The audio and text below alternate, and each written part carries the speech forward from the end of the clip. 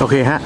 สำหรับวันนี้นะครับก็ทำระบบเอกลิปนะครับก็เป็นประมาณนี้นะตอนนี้ยังรับน้ำหนักได้ไม่ดีพอนะครับเดี๋ยวจะต้องใส่ตัวเสริมด้านหลังนะครับผมกับด้านหน้านะระบบเอกลิปเป็นประมาณนี้ผมก็นี่แหละครับใช้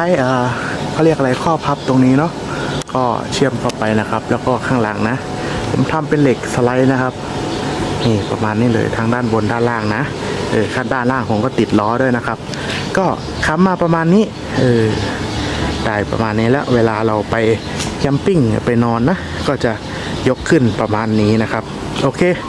สำหรับ EP นี้นะครับนึกว่าจะให้มันเสร็จแล้วก็ไม่เสร็จนะครับต้องเสริมอะไรอีกหลายอย่างนะครับผมโอเคเดี๋ยวก็เจอกันใน EP หน้าต่อๆไปครับผมยังมีอีกหลายอย่างเลย